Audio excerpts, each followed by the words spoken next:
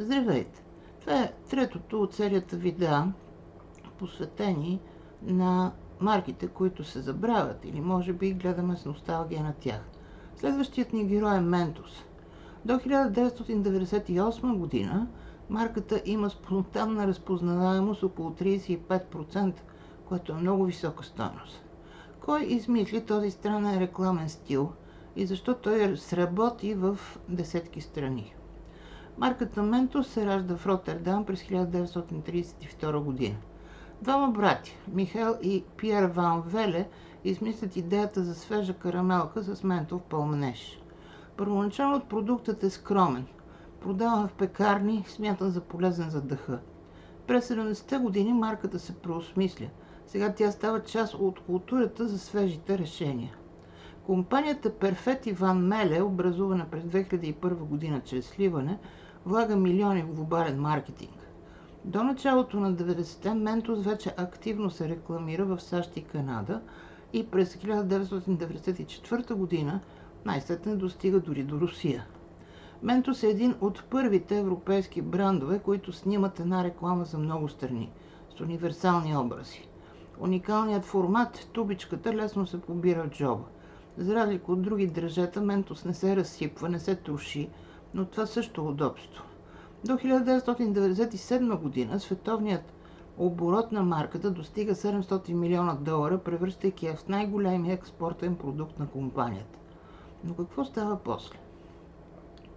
Защо през 2000-та година Ментос започва да избледнява? По мое мнение, причината е, че марката започва да изглежда скучна. Рекламата спира да се развива. Моделът героят излиза от нелепа ситуация благодарение на Ментос устарява. Новите поколения не виждат в тези сюжети нито хумор, нито ирония. И разбира се, липсва локализация. Идеята една реклама за много страни престава да работи. Младите вече искат локални лица, блогъри, местни сюжети, а Ментос не може да им го даде. В резултат конкурентите нахлуват. Орбит, Мамба и още десетки марки. Опаковките им стават по-ярки, комуникациите по-дръзки. А Ментос продължава да дъвче стария си стил. Последният голям рекламен клип на Ментос излиза през 2011 година. След това компанията премина изцяло към дигитални канали и фокусира усилието си върху продажбите в търговските вериги. До 2023 година делът на Ментос на пазара на дръжета не надвишава 3%, въпреки огромната разпознаваемост от 22%. Такъв си е резултатът, би казал следващия герой на нашия обзор. А те са легендарните близалки Чупа Чупс. През 90-те Чупа Чупс звучи точно толкова повсеместно, колкото думата дъвка или дъвката Лавис. Тази близалка на пръчка идва през 1991 година и навлиза много силно на източноевропейския пазар. Чупа Чупс стана първата западна марка, която се продава дори в сувенирните павилиони. Първоначално марката се промотира чрез безплатни дегустации в училища и в прикасови зони в големите гастрономи. Децата възприемат близалката не като храна, а като аксесуар. Държат я по-късно, развиват я бавно, носят я в междучасието, дори се снимат с нея. Само през 1994 година в Русия са продадени 70 милиона близалки, което прави страната един от трите най-големи пазари за марката в света.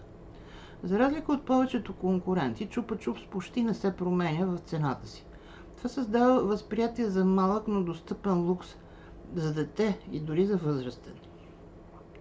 Но в историята на Чупа Чупс не всичко е еднозначно. Въпреки невероятната популярност през 90-те, към 2000-та година марката изпада в криза. Чупа Чупс започват да губят позиции. Първо, изчезват мащабните рекламни кампании. Последният забележим рекламен клип е някъде в началото на 2000-та.